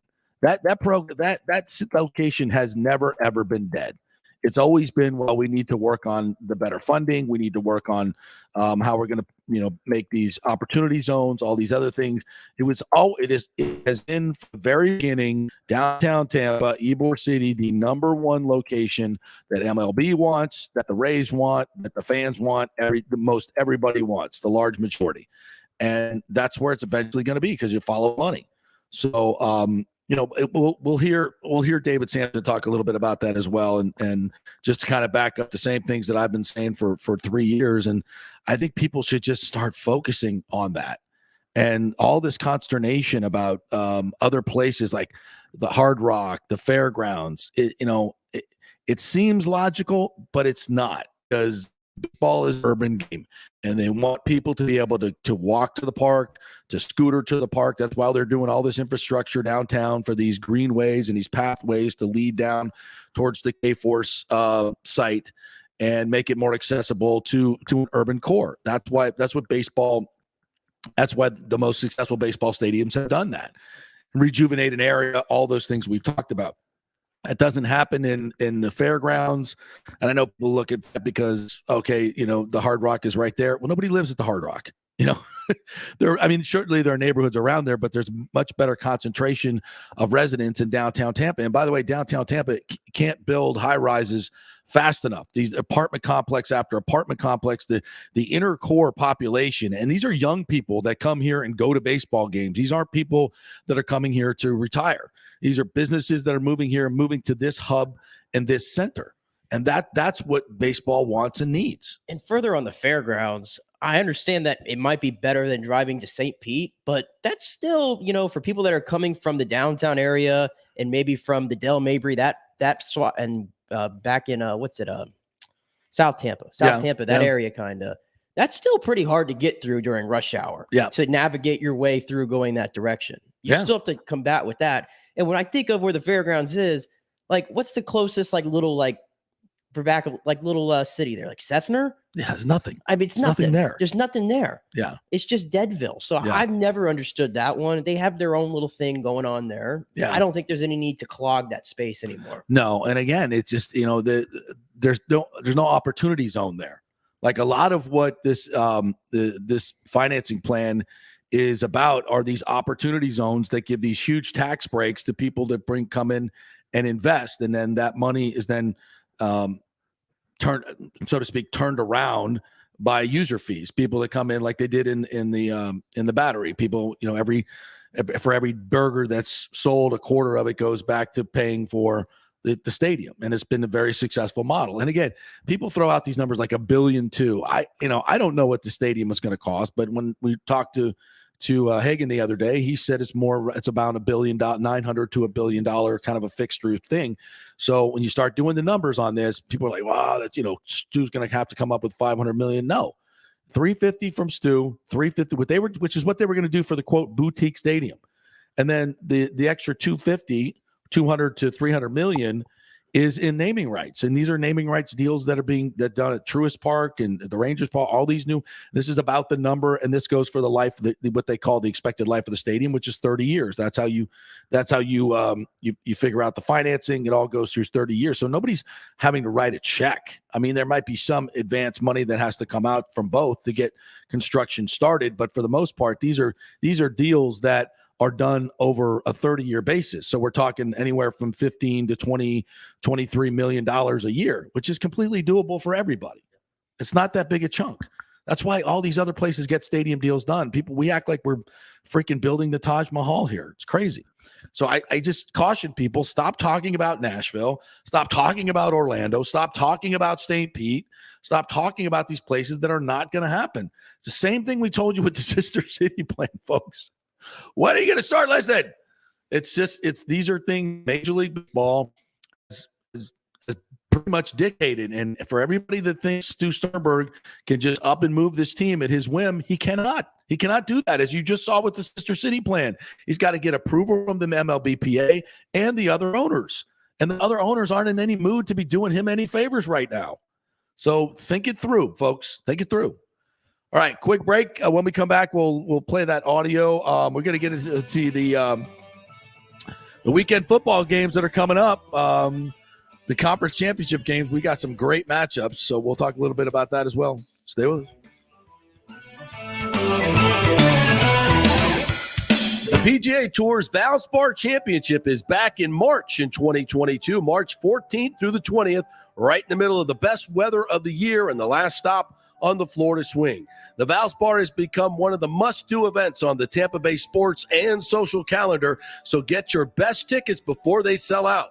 The game's biggest stars love the Copperhead course at Innisbrook. Last year, we saw Dustin Johnson, Justin Thomas, Jordan Spieth. Wow, the crowds, and another star-studded field is expected again this year. Sam Burns took the title and will defend again at the Copperhead. This will be a full tournament with the return of Valspar Live, our free Saturday concert featuring Chris Young and Big and Rich, and other amenities including Chameleon Cove, the Hooters Owl's Nest, the Publix Chill Lounge, and other hospitality venues. Go to ValsparChampionship.com for tickets. The best premium hospitality areas will sell out, so don't wait. That's ValsparChampionship.com. Well, it's never been more important to support each other and support local businesses like Italiano Insurance that has been around for over 60 years, serving our community with great customer service and also giving back to our locals in need. Their Metropolitan Ministries Holiday Food Drive was another tremendous success this year. Why call a 1-800 number when you can call your trusted neighbors at Italiano Insurance who will save you money? Boca Grande, 941-964-0400. That's 941-964-0400. Cryptocurrency is all the rage today. The market cap for the industry is now over $1 trillion. And you read about people making millions of dollars, right? You want to get in, but have no idea what to do? Or maybe you dabbled a bit and you want to unlock the real money-making opportunities and don't know how to do it. There are over 10,000 tokens and thousands of decentralized finance exchanges to navigate. So what do? You go to DeFiLava.com. The folks at DeFiLava.com are in Tampa Bay, and they work with you directly to set up custom accounts, answer all your questions, and provide market analysis. Decentralized finance and cryptocurrencies are here to stay and will change the financial markets as we know them. Get in the game. Get with the experts at DeFiLava.com and tell them JP sent you and get their free 2022 crypto market forecast today at DeFiLava.com. Don't get left behind, folks. Make some money at DeFiLava.com. Pure sports.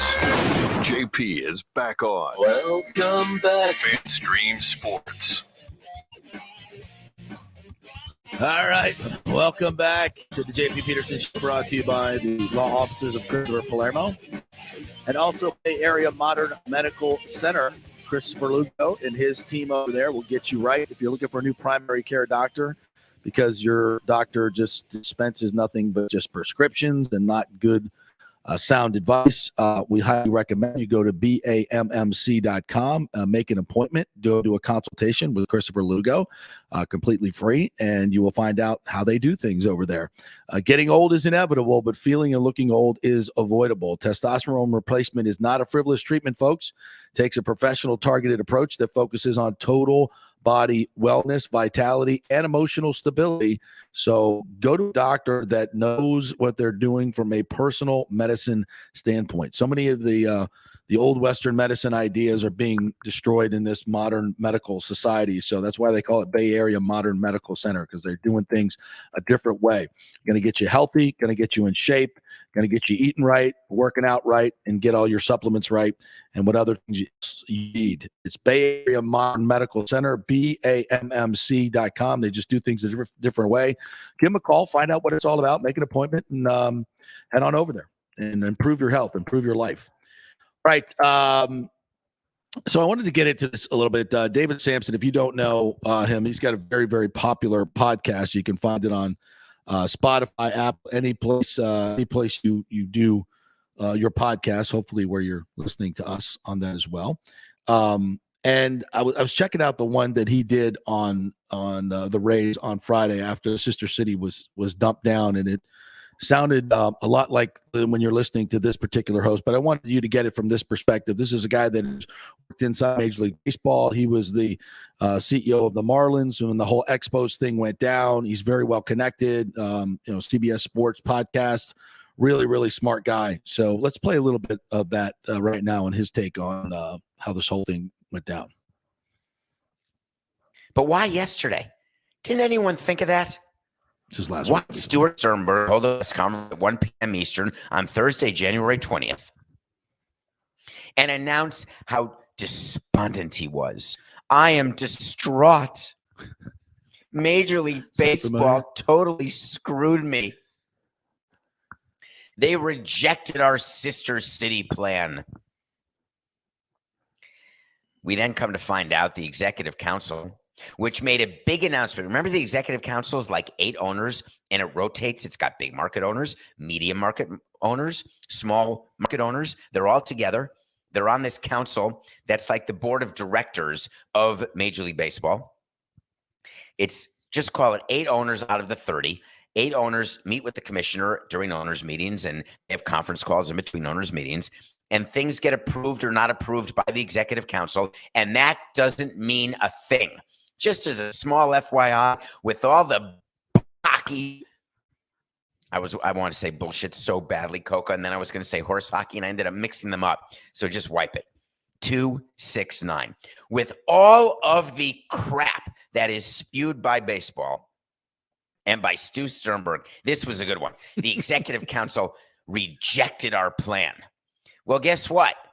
They don't have that power. Just as a little side note, if you want to move your team or have a sister city plan, all you have to do is get it put on an agenda. You can try to get unanimous consent and get it on the next owners meeting, or you can just notice it and it's on an agenda for an owners meeting and take a vote.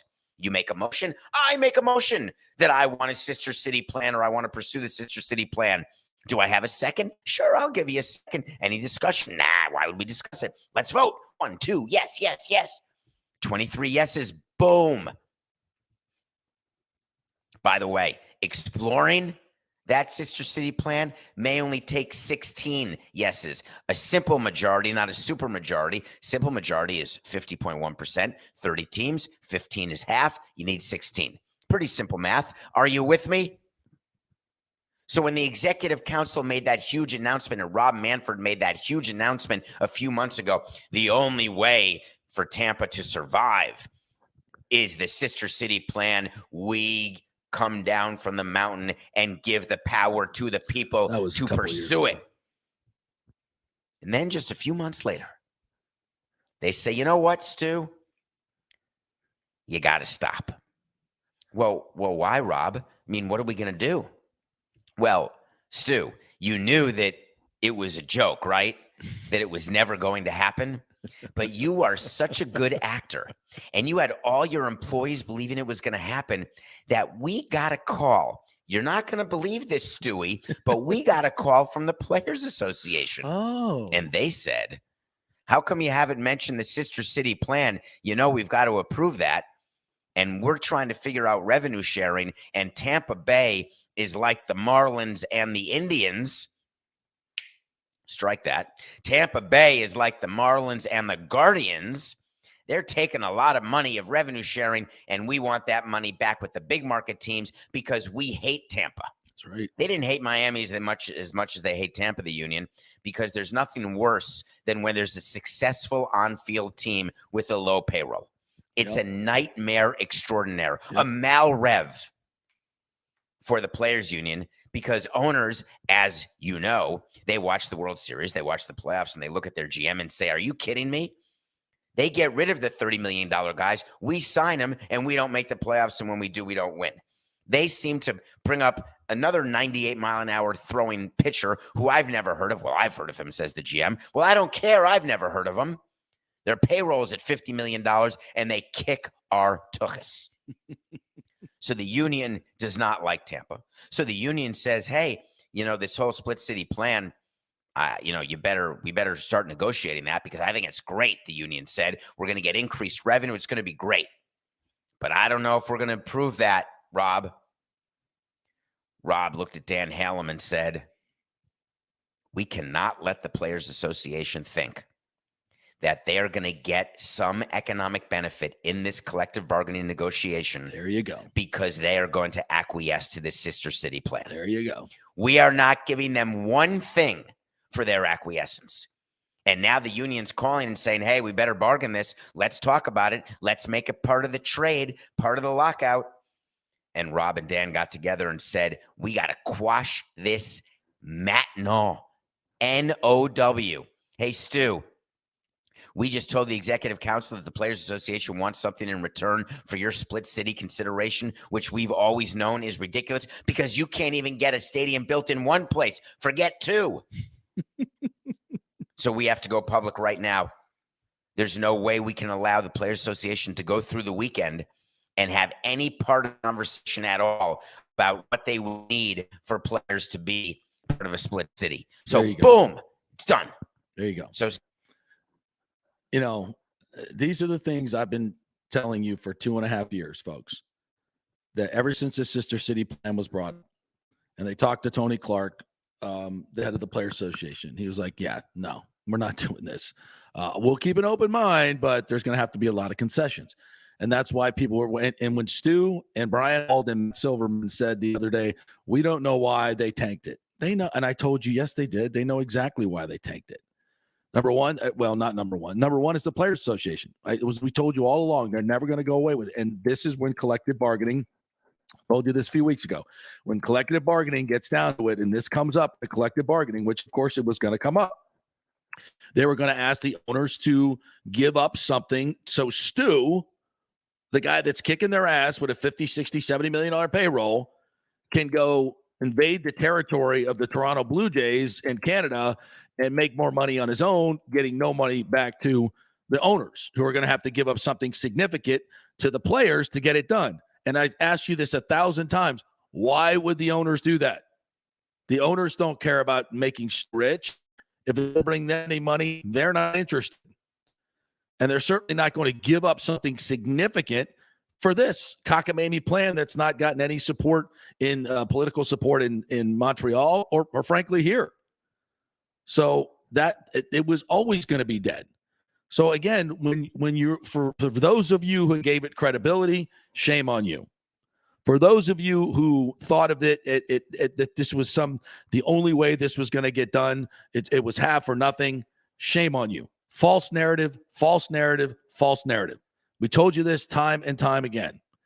And so I bring this point up at looking to the future to tell you this, that if Stu Sternberg, quote, goes back to square one, like the Times wrote the other day, that's bullcrap. There doesn't need to be that. It needs to be focused on the deal that they're putting on the table in Hillsborough County. Stop with all this other shenanigans. And if Stu opens it up and says, I'm talking to St. Pete, I'm doing all this other stuff, then guess what? The same people that are going to give that credibility are going to get hoodwinked again. You're going to get hoodwinked again. And that's just another thing I'm telling, Ken Hagan already knows this, but everybody else on the Hillsborough County Commission and Caster, when they told you it's either half or nothing, they lied to you. They lied to you. It was a ploy. Do you got it now? All the other owners have gone through this. Mayors have gone through this. All the other commissioners have gone through this. If they're going to do this crap again, they're lying to you. It's still negotiation, power play. So don't take the bait. Just stop it. Tropicana Field, redevelop it, give them their 50%, whatever they're going to get through 2027. And we've heard about that. This is a huge windfall that Stu Sternberg is going to get again. This money in the redevelopment of Trop that can go into what? Putting it into a new stadium. This is something that Major League Baseball knows, and they want him to get the deal done in Tampa.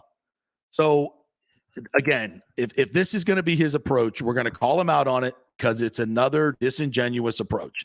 And I know they're right now, they're reconvening and licking their wounds from this whole deal and trying to figure out what the next move is. They're smart people. They already know what the next move is. But, I think, and David went on to say this in his podcast, that Stu will sell the team. He'll either sell the team to a local ownership. He mentioned Jeffrey Vinnick. Sampson did, as we kind of talked about last week.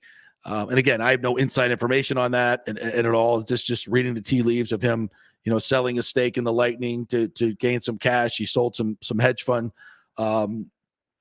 shares, I think it was last year. So he's obviously looking to make a move on something. So we'll see what that is. We'll see what it is. I just wanted to get you guys to hear that perspective from somebody else, but besides me and somebody who's obviously very much inside baseball and knows how it works. All right, we'll take a break and we'll come back and talk some more football as we get set for this weekend of conference championship games. It sucks that the Bucs aren't hosting this week. It sucks, but should be some interesting games. Stay with us.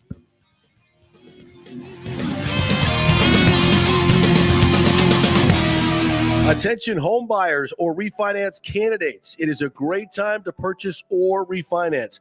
Home values are going through the roof right now. You've got so much equity, time to tap into that equity, get the cash, and make sure you're making the right financial decisions in your life. Scott Fitzgerald and American Mortgage Services in Tampa can help you out on all those fronts. I've known Fitz for over 30 years. He's done 3 of my mortgages.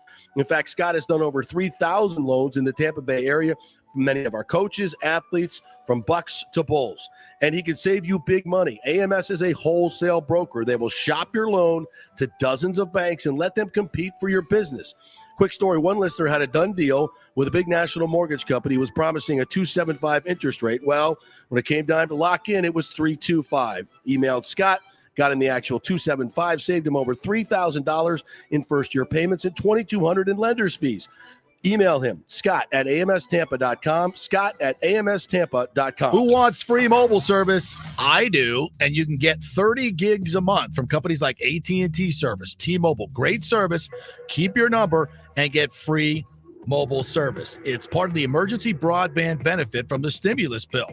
87% of America qualifies. So if you think you make too much money or whatever, just go to jpcares.info and find out. It'll take you a few minutes. jpcares.info to find out if you qualify for free cell service. Get it now before it's all used up. The PGA Tour's Valspar Championship is back in March in 2022, March 14th through the 20th, right in the middle of the best weather of the year and the last stop on the Florida swing. The Valspar has become one of the must-do events on the Tampa Bay sports and social calendar, so get your best tickets before they sell out. The game's biggest stars love the Copperhead course in Innisbrook. Last year, we saw Dustin Johnson, Justin Thomas, Jordan Spieth wow the crowds, and another star-studded field is expected again this year. Sam Burns took the title and will defend again at the Copperhead. This will be a full tournament with the return of Valspar Live, our free Saturday concert featuring Chris Young and Big and Rich, and other amenities including Chameleon Cove, the Hooters Owl's Nest, the Publix Chill Lounge, and other hospitality venues. Go to ValsparChampionship.com for tickets. The best premium hospitality areas will sell out, so don't wait. That's ValsparChampionship.com. JP here for my friend, attorney Christopher Palermo. If you are having issues with a claim on your homeowner's insurance from a sinkhole, storm damage, water intrusion, defective stucco, and construction defects, or any other issue, Christopher is your man. These big insurance companies didn't get rich paying out what you deserve. Chris founded his practice in 2009 with a passion to help all Floridians with disputes where they were forced to take on the powerful and needed a champion in their corner. Chris wants to make sure you will receive the most aggressive and compassionate representations. He has recovered millions in settlements on behalf of his clients facing defective stucco damage and other construction issues. So call Chris, mention the JP Show, and he will give you a free consultation. That's 813-221-5636, or go to PalermoPA.com. He's a fifth-generation Tampanian, graduate of Jesuit High School and the University of Florida, and he cares deeply about you and the community. That's 221-5636 or PalermoPA.com. Are you selling your home or refinancing? JP here for Greenleaf Title. You choose the title company, not the realtor, and it makes a difference. You want a reputable company that will make sure your title is safe and secure. There are a lot of scammers out there right now. So go with a trusted company like Greenleaf Title. Plus, they will close anywhere, folks, and they will send a limo to pick you up to come to the closing. Yep, the great JP Limo Closing is back. All you got to do is give them a call at 727-258-6005 or go to greenleaftitle.com. We'll set up the limo for you. They'll come pick you up. Heck, we even picked up one couple, took them to the Black Rock Restaurant, one of our favorite advertisers, and then to the closing. That's how they do it at Greenleaf Title. Great service. We'll close anywhere. The lowest fees in the business. 727-258-6005 or go to greenleaftitle.com. That's greenleaftitle.com. Pure sports. JP is back on. Welcome back. FanStream Sports. All right, welcome back to the JP Peterson Show. Our second hour presented by Bay Area Modern Medical Center. Christopher Lugo and his team will get you right. Go to BAMMC.com to find out more information on their new approach to medicine, which is desperately needed in this country these days. So check them out, BAMMC.com. Also, we're brought to you by the Golden Diamond Source, the great folks over there, Julie and Steve Weintraub. We can morph them together, and that would be their name. Great folks over there and a great place to shop. This is where my man Nick got his engagement ring, had a great experience over there. You will too. It's like dealing with family. If you're looking for that engagement ring, it's definitely the place to go. They have the best prices and the best selection. Everything is there. Don't buy a ring online, folks. You're going to get screwed over. You don't know who those people are, and you definitely know who the Weintraubs are. They've been in business for decades. They're not going anywhere, and you can bring your diamond back and get 100% of what you paid for it when you upgrade that diamond or those diamond earrings, which is always a great thing to do. And also, if you have some jewelry lying around, you got some new stuff for Christmas and maybe you're not wearing it anymore, take it into the Golden Diamond Source. They'll pay you top dollar for it, and you can do some more shopping there as well. So it's a win-win for everybody. Had a friend of mine go over there one time, had kind of raided the old jewelry box, had a lot of stuff in there from her mom and whatnot, and walked out with $1,800 cash. So you never know what you got and what it's worth. Take it over there. They'll appraise it for you and figure it out. It's the Golden Diamond Source, 3800 Almerton Road, always online at theGoldenDiamondSource.com. My partner, I had a little conversation in the break about someone who slid up in your DMs that's friends with whom? Antonio Brown. Antonio Brown. So what is this business that you're doing here? Are you getting into the rap game? I might be getting to the rap game. We might have to do a little remix here. Right? Pit in the Palace. Yeah. Featuring Nikki Geeds or something here. I don't know. What's your rap name? Nikki Geeds. Nikki Geeds. It kind of has a ring to it. I'll go with that. Nikki Geeds. Listen, for any of my friends know Geeds. That's what I'm called. Geeds. That's what I call Geeds. So I'm mispronouncing your name as Geddes? No, you're pronouncing it right. They're pronouncing it wrong. Okay, Nikki Geeds. Who's sliding up in your DMs there? King Myers, who is the who I said earlier in the week, I think that he's the one that's bringing Antonio Brown to this Sunday Fun Day event at Eden downtown, and he followed me and like retweeted my tweet where I said, "Please don't come here, go somewhere else." And then that didn't piss him off? No, he DMs me a week later yesterday. He says, "What's up, my brother? Like we're friends or something, you know?" You're telling me not to come to town, and I'm like, I like this conciliatory reaching out to you when you were so mean to him. I know, and he's been so nice to me. I know. And he sends me the flyer here when it's AB shirtless, of course. Nice big gold chain. Nice big gold chain. What is like everything? All his promo material, he's got to be shirtless. He's got to take his shirt off on his way out the door. It's 12 degrees outside. He's got to, hey girls, look at my abs. Yeah. Hey, toilet liquor, look at my abs. But he's inviting me to come to this event during the NFC Championship game, 4 to 8 on Sunday. Is he inviting you like come hang in my VIP? I might. I mean, who knows? I might. If I'm going, I should be getting VIP. Damn right. You're freaking Nick Geddes. Either that or I'm going to get. Or I'm sorry, you're Nikki Geeds. Yeah. My bad. You're Nikki Geeds. Either that or there's going to be somebody waiting for me on the other side. I don't know. Could be that. Could be that. That's I don't know. That's a distinct possibility. Yeah. Probably a better possibility. So, like, sure, show up, dude. Yeah. I'm coming anyway. So that's interesting. Yeah. You call the dude, tell him not to come, and he slides up in your DMs and is being all nice to you. Yeah. So sounds like a trap, Nikki Geeds. Keep the line of connection going here. Maybe we'll get him on tomorrow. Who knows? Can you? Yeah. Tell him, hey, you want to come on and talk about AB? We have a relationship now. Yeah. I'd say, hey, you obviously have a different perspective on AB. Come on and give us your perspective. I want to hear it. Maybe we'll get some private conversation they've had. I don't know. Yeah, absolutely. Yeah, let's get him on the show. You're the producer. Book some guests here. I mean, he's at the top of my list at this point. I mean, who needs Matt Eberflus, the new head coach of the Bears, when I can get King Myers on my show? That's the way I look at it. Matt Eberflus. So update on jobs today. So the Bears go to the Colts defensive coordinator, Matt Eberflus, to be their new head coach. Inspiring hire? No. The answer is no. Are there people in Chicago doing backflips today? No. Maybe not. Maybe to get out of the way of gunfire, but what was those reports for this? Those reports in what a month ago? Ryan Day was going to leave Ohio State. Yeah, Chicago. Splashy hire. Jim Harbaugh. Splashy hire. Matt Eberflus, 51-year-old defensive coordinator from not the Colts. Splashy hire. Not splashy hire. Not splashy hire. If he did a belly flop from the high dive, that would be a splashy hire. But that's the only way it's going to be a splashy hire if it's Matt Eberflus. These organizations, are they interested in helping out Justin Fields?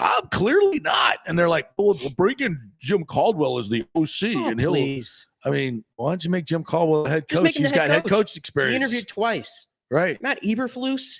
Really? Jim Caldwell won games in Detroit, for God's sakes. Took him to the playoffs twice. Right. And he took the Colts to the Super Bowl. This just in. I mean, I think the guy could coach a little bit. You think? It's stuff like that. Why should I hire a guy with a resume like that when I can get Matt Eberflus? It doesn't help when your name sounds like you're from a character in a Dr. Seuss book. I'm sorry, just that it doesn't. The Eberflus did the honking of the cronky. I mean, isn't that the? It does. It really does. Isn't that the name of the character in the one of those Dr. Seuss movies? The Eberflus. I don't know. I think it is. I think it is. I could be wrong, but I think it is. No, but. Defensive coordinator for the Colts. Do we think about the Colts defense? Do we ever think about that? Really? No.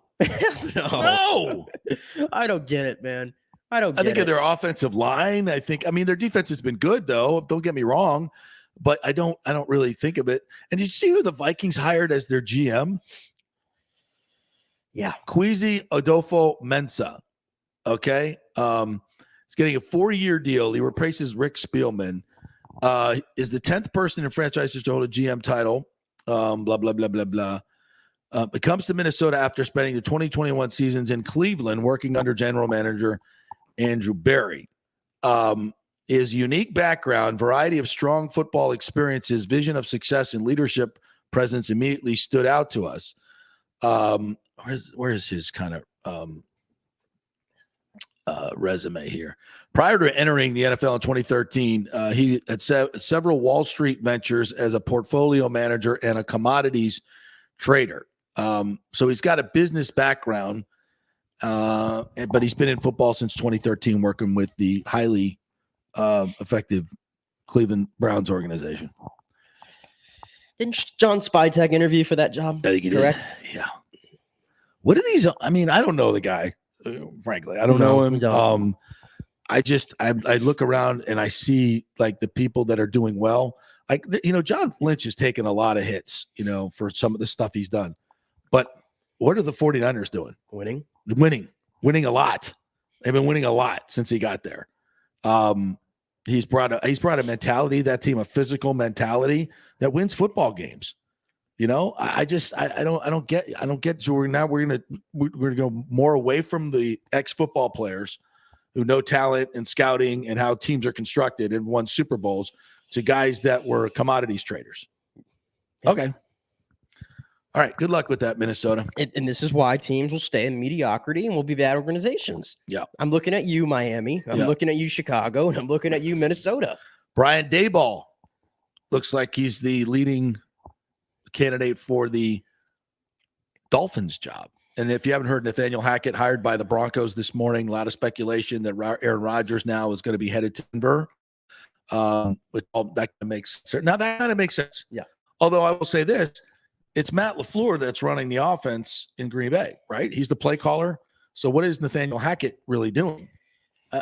Besides being friends with Aaron Rodgers. And I know he's obviously a competent offensive coach. He's there and he's helping out and he's doing what he's doing. But if you're not the primary play caller, what are you hiring? Just a guy that coaches Aaron Rodgers, quote unquote. Yeah. There you go. That's it. That's how it works. Is it hard to coach Aaron Rodgers? Is it hard to coach Aaron Rodgers? Yeah. What skills do you need? Hey, Mike McCarthy had a problem with it. Mike McCarthy had a problem with it. I guess. They were like 28 and 26, I believe, last like 3 years with Mike McCarthy and Aaron Rodgers. They were? Yeah. Yeah. And with LaFleur, they've lost I think 7 regular season games, 8. Yeah. So for some it's a bit hard. But you mentioned Daboll. I think he's the best head coaching candidate on the market. That's my opinion. Right. Why do you say that? Look at his track record. He's been an OC at Alabama. He goes to Buffalo. Josh Allen's rookie year. Have you seen the way Josh Allen's progressed? Pretty good under Brian Daboll. Yeah, I'd say pretty good. And by the way, that's a defensive head coach and Sean McDermott. So that entire offense is all Brian Daboll. Yeah. And the creativity he uses, the offense that they put together there in Buffalo, the perennial winner they are, that to me looks like him. That's all him. And going there and being with Tua or going to New York and being with Daniel Jones do wonders. Yeah, it's interesting also to hear the New York folks talk about Daniel Jones yesterday, saying that I think it was Mara, the owner, said we've done everything to screw this kid up. Well, that was candid. I think it's refreshing. Yeah, why sugarcoat the issue? Yeah, I mean, if you're going to stick by your quarterback, then why not? I mean, they've been very open, especially Mara the last couple weeks about bad hires and not vetting guys properly. Self-awareness is important. Because you got to turn the culture around somehow. Yeah. Just acknowledge you effed up and move on. Yeah. Yeah. No doubt about it. All right. So the games this weekend coming up. I'm trying to find the actual latest odds on these right now. To me, it's so interesting, the whole Rams 49ers situation, because here's a team in the Rams I think is playing really, really good football right now. And I think they're the better overall team. But San Francisco's beat them 6 times in a row. That's no joke. When you own a team like that that's a matchup and coaching situation. We've seen it with we know how it feels. The Bucs and the Saints. I mean, the Saints lose to other teams, but they beat the Bucs on a regular. And it's the same with the Niners and the Rams. And I think it's because of the physical brand of football that San Francisco plays that the Rams just don't seem to match up very well with it. I'm pulling for San Francisco big time in this game for one reason, and it's Jimmy Garoppolo. It's Jimmy Garoppolo. When I was watching that Packers game, I don't know about you, I saw a lot of people banging Jimmy Garoppolo. Yeah. A lot of people. Yeah. He sucks. He's this. They're going to lose because of him. Me? Yeah, like you. Yeah. Exactly like you. Like when he threw that pass over the guy's head right into his arms. Yeah. All of you and the ass. And Rodgers comes back and throws a dime on the other side. Yeah. Everybody was pointing to that. The ass hats on TV here said the same thing. And me. Yeah. Admitted. Guess what? Guilty. Guess what?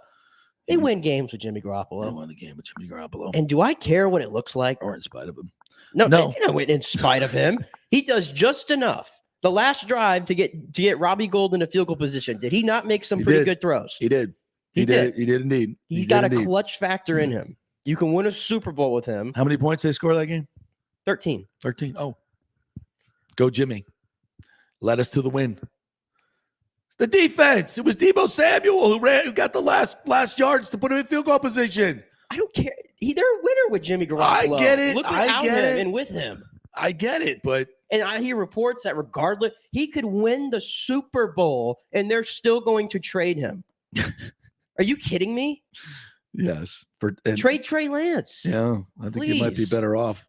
The Rams are 3.5-point favorites in this game at SoFi Stadium, where there's going to be more Niners fans than there's going to be Rams fans. What do you think about Rams that? fans are doing something to like prohibit 49ers fans from buying tickets. I saw. Yeah, I don't think they're trying. I don't think it's going to happen. No, I don't think that's going to work out very well. Unless we have a Buffalo situation where you just stop them at the turnstiles. You just don't let them in with valid tickets. Don't let them in with valid tickets. Just don't do it. And you tell them to go F yourself and your mother. Yourself, yeah. And the head of negative security. 6 degrees. Yeah. Did you ever get a refund for that? No refund. No refund? No refund. Strongly worded letter written, no response. Really? Yeah. Did you CC Roger Goodell? I didn't write the letter. I don't know. Yeah, you should have CC'd Roger Goodell with your Outkick, .com and like make sure they know it's coming from the media. Like this is going to be out in the media. You should write a story about that on Outkick. I think it'd be great. Cincinnati is a 7-point to the Chiefs. Joe Burrow and company. What do you think? Well, I mean, clearly, I'm the worst person to talk about Cincinnati football with because remember I said they had no chance at beating the Titans. You did say and he got sacked 9 times. Was pressured on like 60% of the snaps, and they still win the game. He was still aggressive, which takes a good set of balls there from Joe Burrow. But it's the end of the line now. Yeah, it's the end of the line. Get the sense They're not going an Arrowhead. So we're going to see Matthew Stafford v. Mahomes. No, we're getting a rematch from 2 years ago. No. We're getting the rematch. No, I think the Rams win. I think it's the end of the line for Jimmy G. I don't think the NFL wants any part of the 49ers. But what if we get Super Bowl? What if we get a Bengals and 49ers Super Bowl? We've seen 2 of those, correct? Haven't we seen 2 of those Super Bowls already? We get a trilogy in that. Yes. Yeah. The what was the last matchup? Boomer v. Steve Young? Yes. Was Boomer v. Steve Young, I believe. The first was Ken Anderson v. Montana and Jerry Rice. Wasn't that the John Taylor winning catch? If I'm thinking correctly. Might have been. I don't know. We'll go you were alive for those. I wasn't. I was alive for those. I was indeed alive for those. Do we need another break, by the way? No, we're good to go. Good to go all the way through. Okay. Anyway, so I think it'll be very interesting games this weekend. So it's Sunday at 3:00. Bengals at Kansas City. Then at 6:30, it's the SoFi Stadium hosting of the championship game, and then the Super Bowl. Which, by the way, the JP Peterson Show will be heading out to the Super Bowl to LA. I'm going to host or co-host a Wounded Warriors football game. Our Wounded Warriors, they come on from time to time. We support Sierra Delta, which is the BJ Ganem and that group that gets companion dogs and for veterans that need it. It's a great organization. So their annual Wounded Warriors game versus NFL ex-NFL players, hosted by myself and Snoop Dogg, D-O-double-G. I get to work with the dog. That should be interesting. Work and do something else, I assume. Well, I don't know. Do you have to partake in all the other accoutrement if you're working with the D-O-double-G? I think you have to go all the way. You got to go all in? You got to go all in. Well, I mean, when in Rome, right? Mm-hmm. So I guess that's his deal. I want to be on the same level as everybody else. So look at us. We're both going to be hanging out with rappers in the next couple weeks. Look at us. Who saw that coming? From you not even knowing who Kodak Black is to Snoop Dogg. I thought it was a new camera. I had no idea. I had no idea. And our dumbass is saying "ye" when it's "yay." I told you that from the beginning. It's got to be "yay." It's Kanye. It's not Kanye. Duh. Even I knew that. I have been brushing up on my old hip hop, going back to the early Snoop Dogg days. So I gotta be prepared. When you were in the 80s, the boom of hip hop, I think it was. Yeah. Were you an MC Hammer and NWA? Were you into any of that? Biggie and Snoop Dogg. Biggie. Yeah. Yeah. I mean, they were Just can't see you jamming to that. no. No. Little gin and juice. No. No, because you remind me of a parrot head right now. I think you are a parrot head. I'm very, I'm very eclectic when it comes to my music choices. I like, as long as it's good, I don't care what the genre is, love old Motown, love a lot of old funk, Ohio Players, gets good old, back when the Commodores were a little bit funky early on, Parliament, Rick James. I got no idea who these people are. Oh my God. The Old Commodores? school funk. Yeah. Well, Lionel Richie, the original Commodore. Well, I do love Brick me some House. Lionel Richie, though. Yeah, go back and listen to some of that. Want to hear some real fun? Go listen to some Parliament, some Rick James, Ohio Players. Oh, that was we cruising down A1A and my buddy's T-top Trans Am. Oh man, those were the days. Fort Lauderdale Beach. Oh wow, man, you ain't lived till you've been through some of that. That was good stuff. That was even pre Snoop Dogg. That's that's real old school. So yeah, so me and Snoop Dogg will. I think y'all get along just fine. How old is he, by the way? Snoop Dogg? Yeah. How old do you think? Gotta be like in the 50s, I think, right? Right. Got it. And by the way, I cannot wait to see the halftime show. I am excited for that. Mary J. Blige, Eminem, Kendrick Lamar. Oh, dude, that is going to be spectacular. The trailer, we played the trailer earlier this week. It's so good. Yeah. I'm really they've had some really good halftime shows lately. I can't bang on any of them. I could bang on plenty of them. What was last? Oh wait, last year's was weird. Yeah, last year's was the weekend going through weird doors and all that. Yeah, that was not good. I didn't even hear. But then, halftime show, though. The year before was Shakira and J-Lo. Was that the year before? That was fantastic. That was amazing for the eyes. Yeah, it was amazing. That was great. But the year before was that who was it? Adam with his weird shirtless routine. I kind of like that. Come on. And then that's not NFL. Gaga jumping off the top of the stadium. That was freaking amazing. No, that was the worst era. Great. That was the worst era of halftime shows I've ever seen. That was great. Gaga, Katy Perry. What were them? The Black Eyed Peas. Love them. Coldplay. I mean, that's just all lukewarm. That's really? So lukewarm. Really? Yeah, they were all people that were like that's when I met Fergie in Dallas. Fergie in Dallas. Yeah, she was doing the rounds at the Media Radio Row. That woman exudes sexuality. Just in her presence, it's like wow. Wasn't a good halftime show though. It was a great halftime show. All right, and going back to the Brady situation, which we talked at the top. Rob Gronkowski went on, was it TMZ yesterday? TMZ, yes. Saying if he had to decide now, it looked a lot worse in print than it sounded because he was just kind of laughing about it. I don't know if you have the sound or not. But he's basically like, I mean, if I had to say it now, it's a definite no. Like it's a no. I mean, my body, it's hurt. You're after the season. He goes, but in 3 weeks, it could be a yes. This is not the time to decide. That's why I'm not deciding now. But if I had to say whether I'm going to play or not right now, it'd be no. And that's the way it is for all players. They just come off. I mean, playing a season, an 18-game season, they end up playing, 20 games.